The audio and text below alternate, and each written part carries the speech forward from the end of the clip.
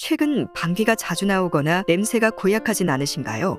만약 이 증상이 지속되고 있다면 특정 질병을 의심해 볼 필요가 있습니다. 그것은 바로 위암입니다. 위암의 초기 증상은 평소와 달리 소화불량과 방귀, 트림이 자주 나오고 구토와 울렁거림 등이 발생합니다. 여기서 우리가 유심히 관찰해야 할 사항은 바로 방귀입니다. 평소보다 방귀가 잦다면 의심해 봐야 할 사항입니다. 하루에 24회 정도, 약 275cc 정도의 방귀는 아주 지극히 정상적인 생리현상입니다. 그러나 횟수가 배에 달할 정도로 방귀를 너무 자주 뀌면 위암을 의심해 볼 필요가 있습니다. 위암은 발생 빈도가 높고 사망률 또한 높습니다. 세계적으로 위암 발생률 1위는 대한민국, 2위는 몽골, 3위는 일본으로 위암 발병률이 가장 높은 수준입니다. 해마다 인구 10만 명당 50에서 60명의 위암 환자가 발생하고 이는 미국의 10배에 달하는 수치라고 하는데요. 위암은 왜 유독 한국인에게 자주 발생하는 것일까요? 우리나라 식습관은 짜고 매운 음식들이 많습니다. 김치와 젓갈 등이 대표적인 음식들입니다.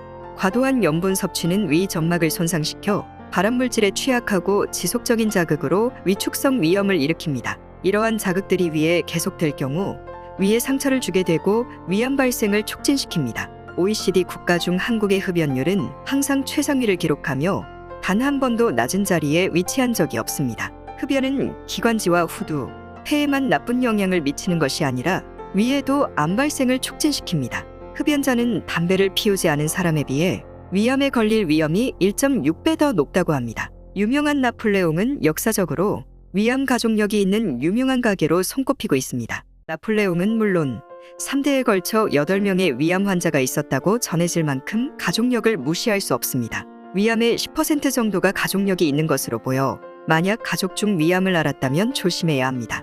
한국의 아주 잘못된 문화 중 하나는 바로 음주 문화를 손꼽을 수 있습니다. 술을 자주 또는 한꺼번에 많이 마시는 우리나라 음주 문화는 위암 발병을 최대 3.5배나 높인다고 합니다. 이러한 문화로 인해 한국인의 위암 발병률은 타 국가보다 더 높은 것으로 확인되었습니다. 위암의 발생 위험을 높인다고 알려져 있는 헬리코박터균은 전체 위암 환자 중 절반 정도에서 관찰되었습니다. 헬리코박터균은 만성위염을 일으키고 위내 세균 증식 기회를 높이는 등 위암 발생에 관여하는 것으로 확인되었습니다. 다만 방귀는 자주 나오지 않지만 냄새가 매우 심하다면 위암보다는 장에 문제가 생겼을 가능성이 높습니다. 장에 종양이 생겼을 경우 대사작용이 어렵고 세균에 의해 독소가 생겨 고약한 냄새가 나는 것입니다. 이번 영상을 통해 현재 자신의 상황에 맞는 증상을 파악하고 만약 특이한 증상이 발생하고 있다면 서둘러 병원을 방문해 정밀검진 받아보시기 바랍니다.